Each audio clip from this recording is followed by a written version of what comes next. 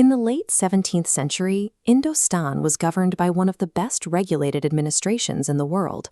Within a few short decades, that long-held stability shattered, turning the empire into a theater of oppression and assassination.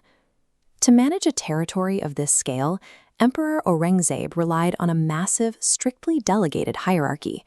This structure was the only way to project authority across the entire subcontinent. The chain of command was precise. The emperor divided the land into large provinces overseen by viceroys, or subas. These subas delegated districts to deputies, known as nababs. Peace was a symbiotic loop. Taxes flowed strictly upward, while military protection and legal authority flowed back down. This bureaucratic machine made the empire appear invincible. As long as every deputy respected the chain of command, the system remained unbreakable. The system broke at the top in 1738. A devastating invasion by Nadir Shah crippled the central government in Delhi, weakening every spring of imperial authority. Local nababs quickly realized the weakened central chancery could no longer enforce the rules. To increase their wealth, they simply stopped forwarding tax revenue to the emperor.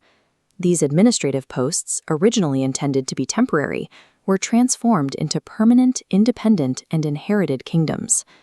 Massive empires rarely fall solely to outside conquerors. They collapse when their own middle management realizes the central authority has lost its reach. The breakdown is most visible in the Carnatic region. This became the primary case study for how a single bureaucratic bypass can lead to total lawlessness. The crisis began when a man named Dostali assumed the title of Nabab without seeking mandatory legal confirmation from his superior, the regional Suba. Because the Suba was distracted by the national chaos in Delhi, Dostali suffered no immediate consequences. This silence from the top effectively legitimized his insubordination. This lack of enforcement emboldened his family. His relative, Chunda Saheb, bypassed the rules entirely, launching a violent seizure of the independent territory of Trichinopoli. Chunda Saheb bypassed the city's defenses by swearing a false oath of peace on the Quran to the Queen Dowager. Once inside, he imprisoned the queen and seized the throne. One unpunished bypass instantly legitimized perjury and brute force as the new standard of regional politics. The regional Suba eventually retaliated against Arcot. However, instead of deploying a disciplined imperial army, he chose to outsource the violence. He hired the Marathos, ruthless professional mercenaries whose only real interest was plunder.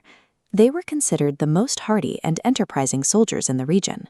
In 1740, 100,000 mercenaries descended on the Carnatic. They shattered local defenses and killed the rogue Nabab, Dost Ali, in the ensuing battle. The treachery of Chunda Saheb was also punished.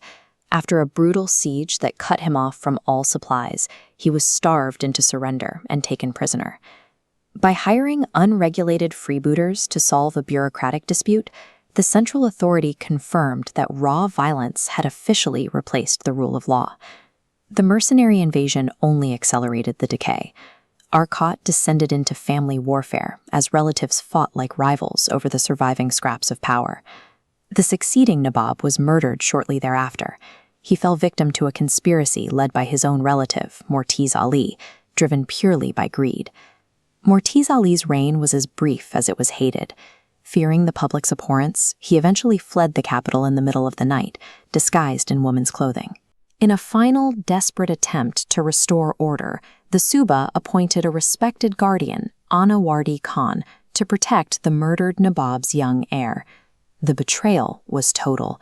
At a wedding gathering, the guardian allowed a group of soldiers to approach the unsuspecting young prince and plunge a dagger into his heart. The regional government had completely cannibalized itself. The Carnatic was now ruled by an illegitimate usurper presiding over a traumatized and fractured province. By the mid-1740s, the Carnatic was hollow. Its treasuries were empty, its legitimate bloodlines were dead, and its defense had vanished. A state requires a functioning political immune system to survive. After decades of internal assassinations and bureaucratic decay, the Carnatic system was effectively dead. The timing was fatal. Just as this internal exhaustion peaked, a global war between Great Britain and France spilled onto the plains of Indostan. These foreign superpowers arrived at the exact historical moment the local government had become structurally incapable of defending its own borders. The consequences were immediate. In 1746, a small French naval force easily captured the English settlement of Madras, forcing the garrison to surrender. The usurper Nawab, Anawardi Khan, was utterly impotent. He was forced to watch as foreign corporate armies seized cities within his own jurisdiction, powerless to intervene. European colonization succeeded because foreign superpowers arrived to find an empire that had already spent decades dismantling itself from within. The British Empire was a massive power vacuum, inadvertently dug by Indian bureaucrats who prioritized personal greed over the survival of their own state.